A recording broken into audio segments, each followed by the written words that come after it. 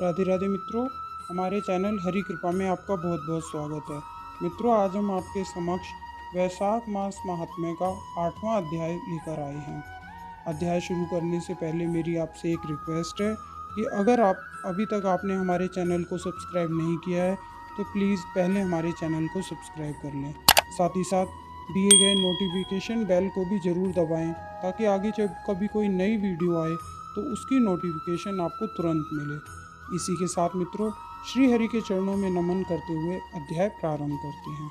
इतना सुनकर मिथिलेश ने पूछा कि हे ब्राह्मण, इक्ष्वाकु वंश के राजा ने जल और अन्न का दान नहीं किया, इसी से वह चातक और छिपकली की तथा साधु महात्माओं की सेवा न करने से गिद्ध की योनि में आया।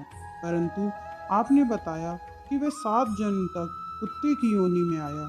उसने केवल संत महात्माओं की सेवा नहीं की, सो उसका फल उनको नहीं मिलता। उसने किसी को कष्ट भी नहीं दिया, सो बिना कारण ही उसे कुत्ते की योनि क्यों मिली? इसका मुझको संशय है। कृपा करके आप मेरी शंका का समाधान करिए। राजा के ऐसे प्रश्न सुनकर महायशस्वी श्रुतिदेव ने कहा कि तुम धन्य हो राजन, जो तुमने ऐसा धार्मिक प्रश्न किया। सो अब मैं तुम्हारे संशय का समाधान करता हूँ। यह वार्ता शिव जी ने कैलाश पर्वत पर श्री पार्वती जी से कही थी। सब लोगों की रचना कर उनको परलोक और इहलोक 2 प्रकार की स्थिति बताई। इनकी स्थिति के निमित्त 3 भेद भी बतलाए: जल सेवा, अन्न सेवा और औषधि सेवा। यह तीनों इस लोक की स्थिति हेतु हैं, तथा साधु सेवा, विष्णु पूजा और धर्म, यह तीनों पारलौकिक की स्थिति हेतु हैं। जैसे ऐहिक कर्म करने से धन संपत्ति आदि की प्राप्ति होती है, वैसे ही पारलौकिक क्रियाएं कभी कभी दुख का कारण भी हो जाती हैं। जैसे यहाँ पर एक पुराना इतिहास कहता हूँ। एक समय दक्ष प्रजापति महादेव जी को यज्ञ में बुलाने के लिए कैलाश पर गए। तब उनको आया देखकर भी श्री महादेव जी खड़े नहीं हुए, क्योंकि शिव जी ने सोचा कि मैं तो सनातन हूँ और ये सब देवता यज्ञ का भाग लेने वाले सेवक के समान हैं। इसलिए स्वामी का सेवक के आने पर, पति का पत्नी के आने पर, गुरु का शिष्य के आने पर उठना आवश्यक नहीं है। यही सब शास्त्रों का मत है। जिसमें बलिदान, तप और शांति अधिक रहती है, वही गुरु है। जो स्वामी स्वयं अपने सेवकों के लिए उठते हैं, उनकी आयु, धन और यश तत्काल नष्ट हो जाते हैं। इसलिए यह मेरा प्रिय ससुर है। ऐसा विचार कर दक्ष प्रजापति की भलाई के लिए ही वह उठे नहीं। यह देखकर दक्ष प्रजापति को अत्यंत क्रोध आया। उनके सामने ही उनकी निंदा करने लगे और कहा कि देखो, इस दरिद्री को बड़ा अहंकार हो गया है। इसका धन केवल एक बूढ़ा बैल, जिस पर केवल चर्म ही रह गया है, कपाल की हड्डी धारण करता है। पाखंडी, अहंकारी, महा अपवित्र, किसी का शुभ कार्य न करने वाला, दरिद्रता के मारे शीत से दुखी, हाथी का चर्म ओढ़ने वाले, शमशान जिसका घर है, सर्पों का आभूषण है, न इसमें धीरज का ज्ञान, भस्मासुर के डर के मारे दूर भाग गया, भूत प्रेत आदि का संग है, इसके कुल का कुछ अता पता नहीं है। दुरात्मा नारद ने ब्रह्मा से इसकी बड़ाई की, जिससे मैंने अपनी कन्या सती का विवाह इसके साथ कर दिया। जैसे कुम्हार का घड़ा चांडाल के घर पहुंचने से किसी काम का नहीं रहता, वैसे ही मेरी कन्या का मुझसे कोई प्रयोजन नहीं है। इस प्रकार दक्ष प्रजापति शंकर और सती को यज्ञ का निमंत्रण न देकर और कुवाक्य कहकर चले गए। यज्ञ स्थान में ऋत्विक और मुनियों को साथ लेकर विधि पूर्वक यज्ञ करने लगे। इस यज्ञ में ब्रह्मा और विष्णु भी नहीं आए, परंतु सिद्ध, चारण, गंधर्व, यक्ष, राक्षस, किन्नर और सब देवता यज्ञ में आए। सती को यह लालसा उत्पन्न हुई कि किस प्रकार का यज्ञ है, उत्सव है, ये देखूं तो सही और अपने सगे संबंधियों से मिलूं। महादेव जी के रोकने पर भी वह नहीं मानी और जाने का निश्चय कर लिया। शिव जी ने कहा कि हे भद्रे, दक्ष सदैव सभा में बैठकर मेरी निंदा करते हैं। वह तुमसे सहन नहीं हो सकेगी और तुम अवश्य अपना शरीर त्याग दोगी। अतएव तुम अपने पिता के घर मत जाओ, इसमें कल्याण नहीं है। इस प्रकार समझाने पर भी सती नहीं मानी और चुपचाप चल दी। तब पीछे जाकर नंदी ने उनको अपनी पीठ पर बिठा लिया और कितने ही भूत प्रेतादिक उनके संग हो गए। जब वह अपने महल में पहुंची तो किसी ने भी उनके साथ कोई बात नहीं की। तब शिवजी की बात याद करके वह यज्ञशाला में गई।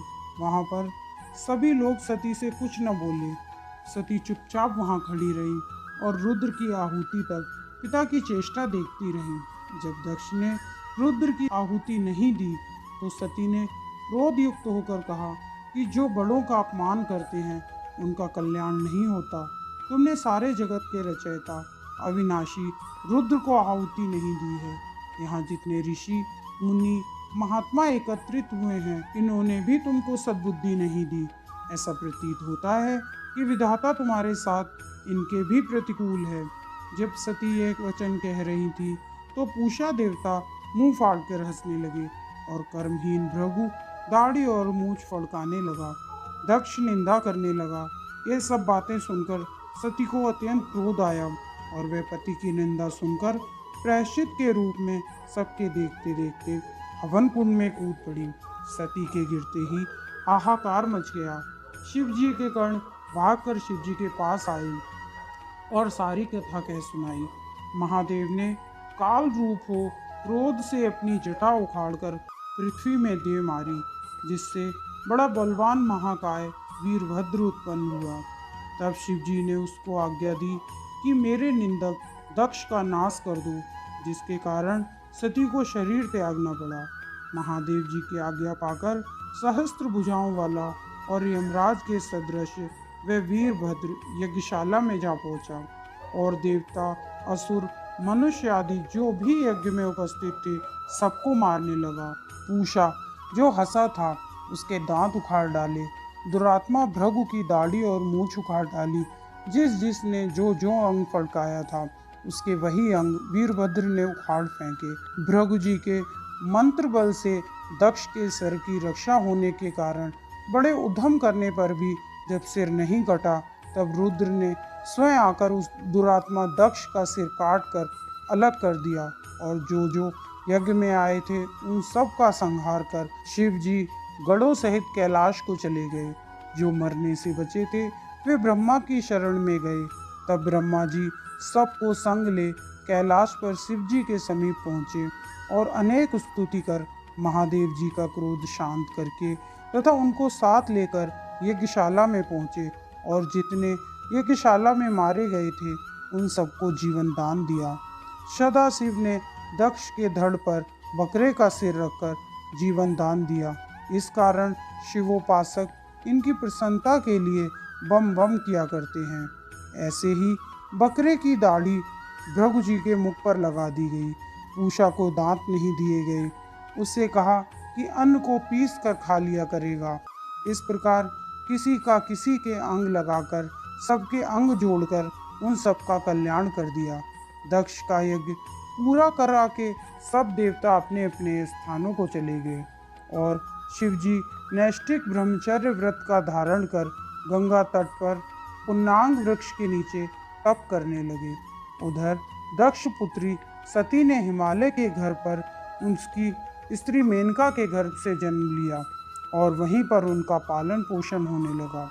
इसी बीच तारकासुर नाम का राक्षस उत्पन्न हुआ, जिसने परमेष्टि ब्रह्मा का घोर तप किया, जिससे ब्रह्मा ने प्रसन्न होकर उसे वर दिया कि तू देवता, मनुष्य, राक्षस, नाग आदि किसी के द्वारा नहीं मरेगा और ना ही किसी अस्त्र शस्त्र से मरेगा। तब रुद्र के महाबली पुत्र उत्पन्न होगा, उसी के द्वारा तेरी मृत्यु होगी। ऐसा वर पाकर उसने सोचा कि शिव जी की कोई स्त्री तो है ही नहीं, पुत्र कहाँ से होगा जो मुझे मारेगा। ऐसा मन में विचार कर लोगों को सताने लगा और देवताओं को अपना दास बना लिया तथा उनकी स्त्रियां घर में दासी बनाकर रख ली। तब देवताओं ने दुख पाकर ब्रह्मा जी की शरण ली। ब्रह्मा जी ने देवताओं को समझाया कि रुद्र भगवान की पत्नी सती ने अपने पिता दक्ष के यज्ञ में शरीर त्याग करके अब हिमालय के घर में जन्म ले लिया है, जिनका नाम पार्वती है। और रुद्र भगवान हिमालय के शिखर पर घोर तप कर रहे हैं। इस तरह पार्वती का पाणी ग्रहण रुद्र भगवान से कराने का उपाय करो। ब्रह्मा जी के ये वचन सुन सब देवताओं ने इंद्र को साथ लेकर अमरावती में गुरु बृहस्पति जी से सलाह की। इंद्र ने अपनी कार्य सिद्धि के लिए नारद और कामदेव को बुलाया। उन दोनों को बुलाकर इंद्र ने नारद को हिमाचल के पास कहला भेजा कि शंकर जी की पत्नी जो पूर्व जन्म में दक्ष की कन्या थी, वह तुम्हारे घर कन्या के रूप में उत्पन्न हुई है। उसके वियोग के कारण महादेव जी तेरी शिखर पर घोर तप कर रहे हैं, सो तुम अपनी कन्या को उनको समर्पित कर दो, वे ही इनके पति हैं। नारद जी से जैसा इंद्र ने कहा था उन्होंने वैसा ही किया। फिर इंद्र ने कामदेव से कहा कि सब देवताओं तथा महादेव जी के हित के लिए वसंत ऋतु को संग लेकर रुद्र भगवान के तपोवन में जाओ और चारों ओर मनोहर वसंत ऋतु का विस्तार कर दो। जब पार्वती जी महादेव जी के पास पहुंच जाएं, तब धनुष पर बाण चढ़ाकर ऐसा मारो कि महादेव जी पार्वती पर मोहित हो जाएं।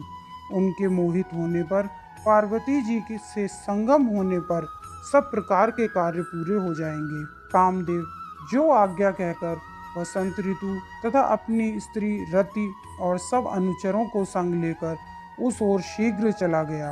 अपनी शक्ति से असमय में वसंत ऋतु उत्पन्न कर दी, जिससे वन की शोभा अपूर्व हो गई। चारों ओर शीतल मंद सुगंधित वायु चलने लगी। देवात उसी समय महादेव जी पार्वती की सेवा से प्रसन्न हो उन्हें गोदी में बैठाकर कुछ कहने लगे। तब कामदेव प्राण प्रिया के संगम का उचित समय जान महादेव जी के पीछे चला गया और वृक्ष की ओट से एक बाण को छोड़ दिया और दूसरा बाण चढ़ाकर जैसे ही चलाने को हुआ, महादेव जी का मन चंचल हो गया। वे चिंता करने लगे, मेरा मन कभी चलायमान नहीं हुआ। इस चिंता में व्याकुल हो वे इधर उधर देखने लगे तो छिपा हुआ कामदेव दिखाई पड़ा। अब तो क्रोध से तमतमाकर अपने मस्तक के तीसरे नेत्र को खोलकर गोदी से पार्वती को दूर करके ऐसे तीक्ष्ण अग्नि प्रकट की कि सब संसार भयभीत हो गया।